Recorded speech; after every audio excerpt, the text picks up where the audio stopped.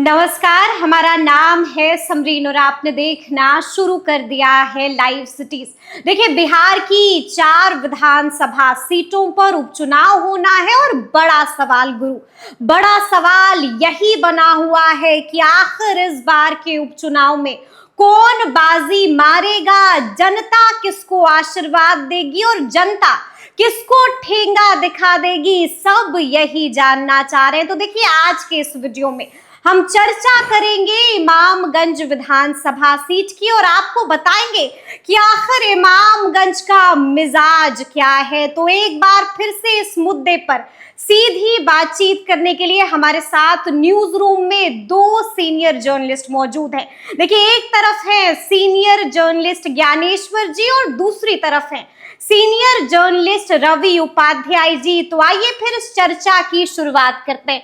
ज्ञानेश्वर जी, हम आपसे जानना चाह रहे हैं कि आखिर इमामगंज का मिजाज क्या है।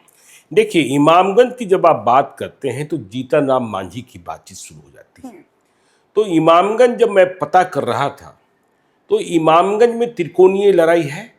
दीपा मांझी हम की उम्मीदवार है, बिल्कुल जी। रोशन मांझी एलियस राजेश मांझी आरजेडी के उम्मीदवार है। उदय नारायण चौधरी इस बार चुनाव नहीं लड़ रहे हैं और जितेंद्र पासवान प्रशांत किशोर की उम्मीदवार है।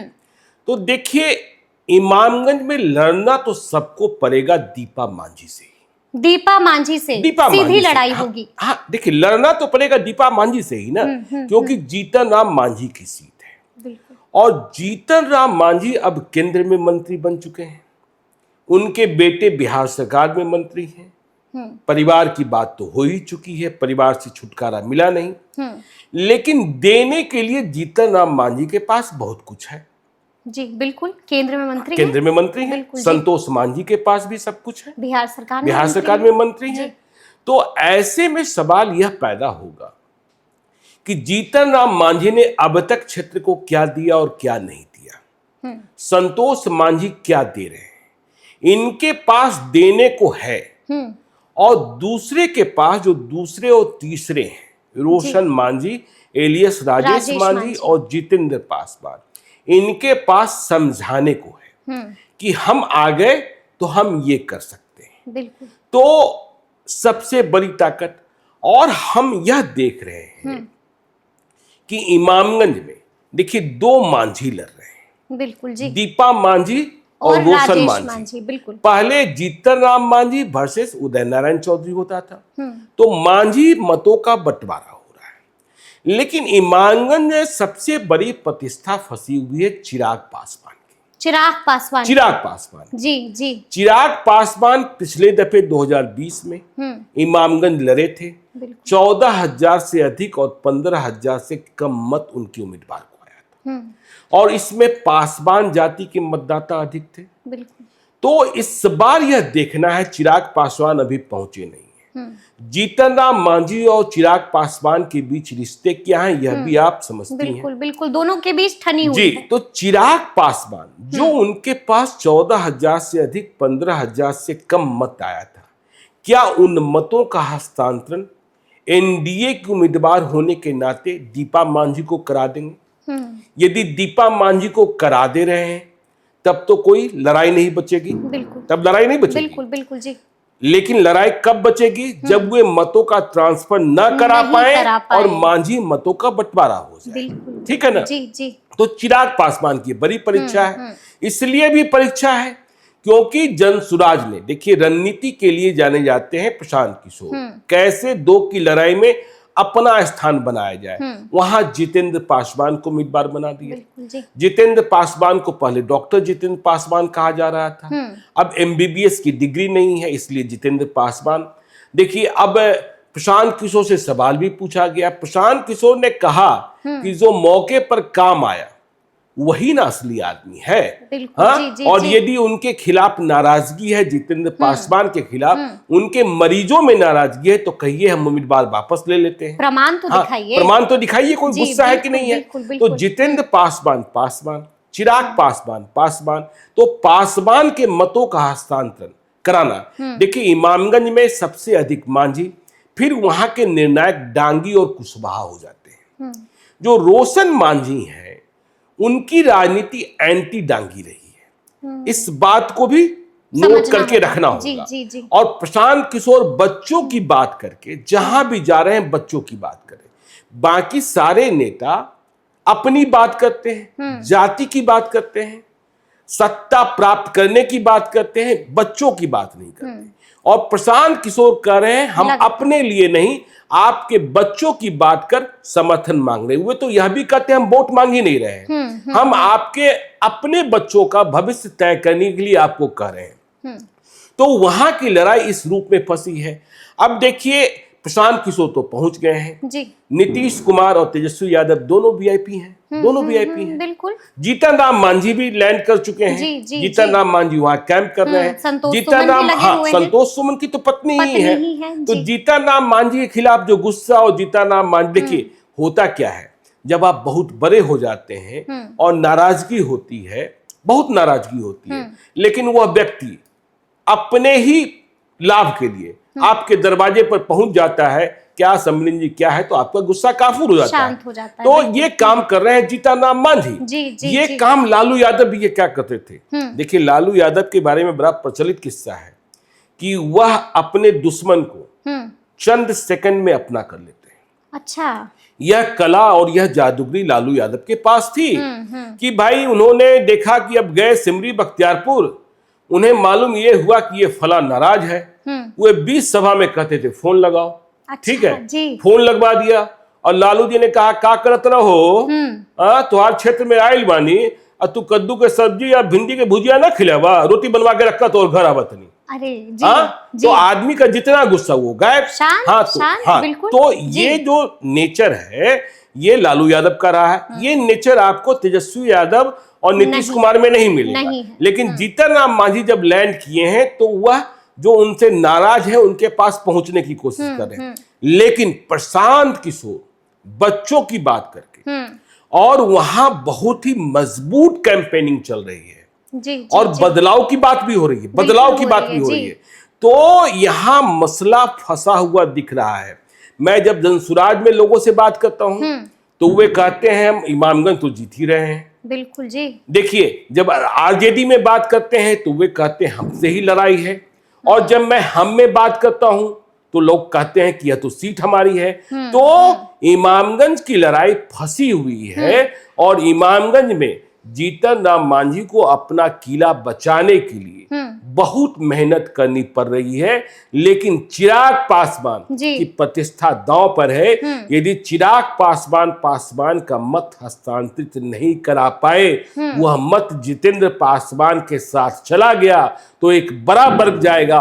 और देखिए भवानी सिंह एक बड़े चेहरे रहे हैं, इमामगंज इलाके के शायद नगर परिषद के चेयरमैन भी रहे हैं। तो भवानी सिंह भी जनसुराज के साथ हो गए हैं जी। तो प्रशांत किशोर के साथ जो एक जमात बनती है ना, वह जमात 4 लोग, अच्छा बड़े बड़े लोग जो है उनके साथ जाने, क्या बात है भाई। बिल्कुल तो ये सारी स्थिति परिस्थिति जो है वहां लड़ाई को त्रिकोणीय बनाए हुए है। इसलिए अभी आप यह नहीं कह सकते कि नंबर 1, नंबर 2, नंबर 3 कौन है। हाँ, यह कह सकते हैं कि लड़ना तो दीपा मांझी से ही है, लड़ना तो दीपा मांझी से ही है। हम रवि सर से जानना चाह रहे हैं कि आखिर रवि सर चिराग पासवान का क्या मसला है। आपको याद होगा कि कुछ वक्त पहले एनडीए की बैठक भी हुई थी और उस बैठक में शामिल नहीं हुए थे चिराग पासवान, जिसके बाद कई तरह के कयास भी लगाए जा रहे थे। इमामगंज तो आएंगे ना चिराग पासवान? देखिए निश्चित रूप से इमामगंज वो आएंगे, उसमें ऐसे कोई बात नहीं। उस समय उनके मंत्रालय की बैठक थी, पिछले अगले दिन हुई थी बैठक, जिसकी तस्वीरें तो आप देखिए चंडीगढ़ में देखिए जितने मुख्यमंत्री थे, जितने उप मुख्यमंत्री थे उन भाजपा के, उनकी बैठक हुई थी। नीतीश कुमार उस बैठक में नहीं गए थे, तब भी कयास लगाए जा रहे थे। जिस तरीके की बात आपने चिराग पासवान को लेकर कही, चुनाव जब होते हैं तो सभी साथ हो जाते हैं, लेकिन उनके कहने पर मत का हस्तांतरण होगा कि नहीं, स्थानांतरण होगा कि नहीं होगा, ये बड़ा सवाल है। जी जी जी। देखिए इमामगंज में क्या है, इमामगंज में यादव, मुस्लिम और रविदास, ये तीनों जो है सो वहां पर, कुशवाहा और दांगी, ये भी जी। तो वो अब दांगी तो वो देखिए अगर यदि लोकसभा में आप चलिएगा तो वो इमामगंज अभय कुशवाहा।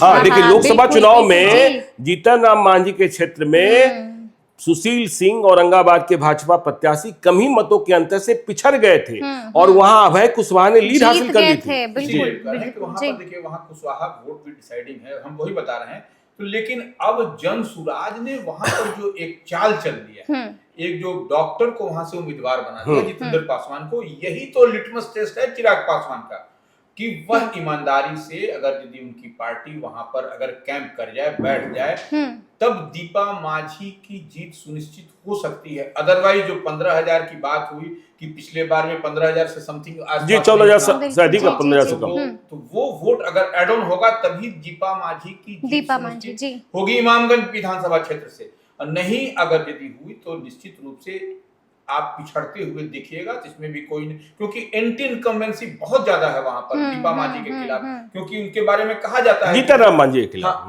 जीतन राम मांझी जी, हाँ दीपा मांझी से नाराज, वो चढ़ेगा। देखिए वोट कहाँ चढ़ रहा है, वोट चढ़ रहा है दीपा मांझी को। और एंटी इनकम्बेंसी किसके बारे में? बिल्कुल मांझी पिता और पुत्र दोनों इक्वली है उसमें, आप समझ लीजिए। ऐसा नहीं है कि पिता के प्रति है तो पुत्र के प्रति नहीं है, पुत्र के और दोनों इक्वली। आपको देखिएगा कि उनसे एंटी इनकम्बेंसी, और स्वाभाविक तौर पर कोई लंबे समय तक अगर यदि रहता है, एक्सपेक्टेशन लोगों का होता है। और वहां पर देखिए जो निचले पैदान पर लोग हैं, वहां तक जो सरकार की योजना है वह नहीं पहुंच पा रही है, नहीं मिल पा रही है। आप देखिए वृद्धा पेंशन की बात करिए, जो आवास की बात करिए, इंदिरा आवास जो भी आवास मिलता है, वृद्धा पेंशन तो बड़ा मुद्दा बन गया ना रवि सर। देखिए 400 रुपए दे रही है सरकार, 1,000 रुपए झारखंड में है, और प्रशांत किशोर उनके बीच जाकर कह रहे सीधे 2,000 रुपए की बात कर रहे हैं, 400 से 2,000। और देखिए उपचुनाव की ताकत कितनी है कि जो प्रीपेड मीटर है ना, उसका जो ऐप है वही खराब हो गया।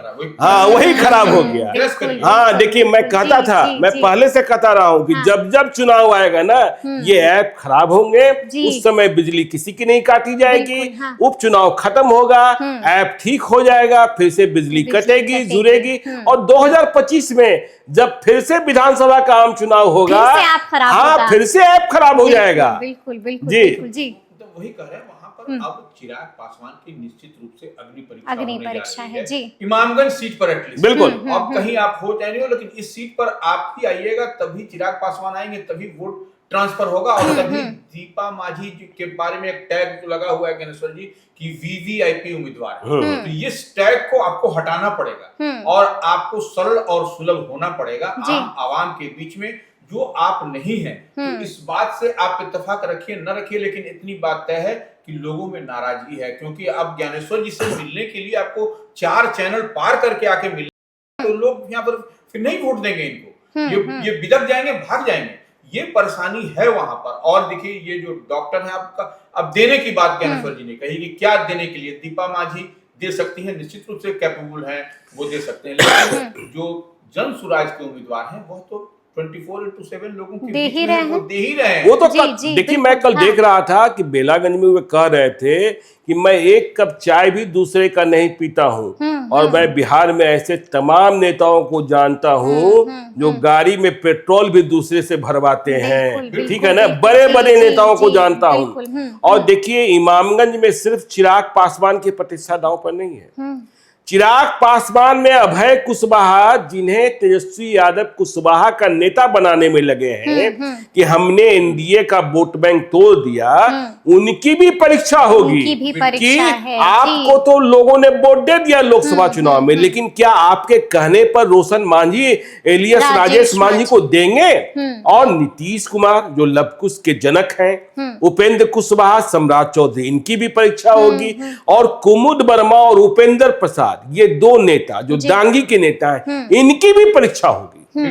देखिए दांगी वोटर वहां पर हैं, आप देखिएगा उनके, तो वो अब कैसे, कुमुद वर्मा की बात हो रही है, वो एमएलसी है, बिल्कुल एमएलसी है, जेडीयू कोटे से हैं, तो ऐसे में निश्चित रूप से उनकी उपेंद्र कुशवाहा, सम्राट चौधरी तो है ही है, सब सर्वमान्य नेता है कुशवाहा समाज में, या जो भी कह लीजिए उस वर्ग में उनकी पहचान है अपनी। लेकिन अब ये कैसे यहाँ पर ये डॉक्टर जितेंद्र पासवान को काउंटर करेगा ये लोग, क्योंकि वो जो है सो जो देने वाली बात ज्ञानेश्वर जी हम कहे उस वर्ष में नहीं कंप्लीट कर सके थे, तो ये 24/7 लोगों के बीच में है।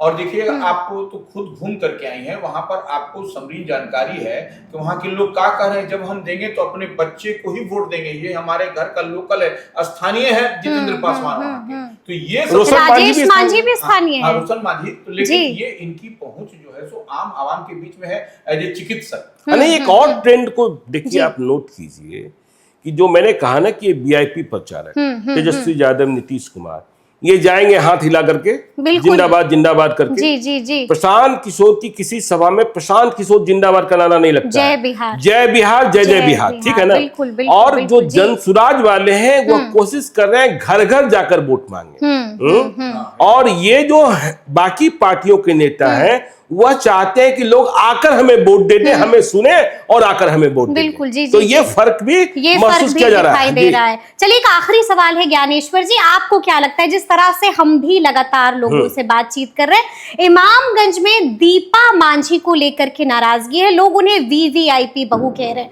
तो क्या लगता है ये टैग जो है वो दीपा मांझी के लिए घातक साबित देखिए होगा?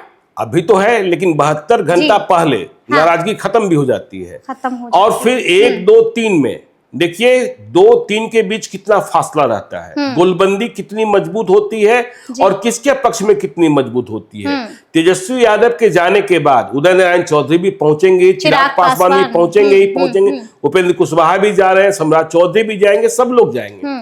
तो इनके जाने के बाद दृश्य क्या बदलता है इसकी समीक्षा फिर से करनी होगी, क्योंकि नीतीश कुमार के पास चुप्पा वोटर्स, नीतीश कुमार के पास चुप्पा वोटर। याद रखिएगा 2024 के चुनाव के पहले सब लोग कह रहे थे नीतीश कुमार खत्म, फुस हो जाएंगे। हाँ फुस हो जाएंगे। बिल्कुल, बिल्कुल, और नीतीश कुमार इतने मजबूत निकले कि बीजेपी से अधिक सीटें जीत ली और लड़े बीजेपी से कम सीटों पर। बिल्कुल। तो अच्छा आप ज्ञानेश्वर देखना जी, जी, ये बताइए कि वहां पर इमामगंज में नक्सलियों का भी तो धमक है। हाँ नक्सलियों की छाप तो है ही ना। देखिए नक्सली तो देखिए, लेकिन नक्सलियों की छाप एक जमाने में बहुत थी। और संदीप यादव इतना बड़ा नक्सली, लेकिन संदीप यादव तो चले गए भगवान के पास, ठीक है ना। अब भगवान ने उनको कहां जगह दी, स्वर्ग में दिया कि नरक में दिया मुझे नहीं पता है, लेकिन धमक अब भी है और वे सभी पक्षों से लाभान्वित होते हैं और अपना हम किधर हैं यह पत्ता 24 घंटे पहले खुलते हैं। चलिए तो अब देखना होगा कि आखिर इमामगंज में कौन चमकता है और कौन धमकता है। तो फिर ये पूरी बातचीत आपको कैसी लगी है, कमेंट करके हमें जरूर बताइएगा। तो ऐसे तमाम अपडेट्स के लिए बिल्कुल ऐसे ही हमारे साथ बने रहिएगा और देखते रहिएगा लाइव सिटीज। बहुत शुक्रिया।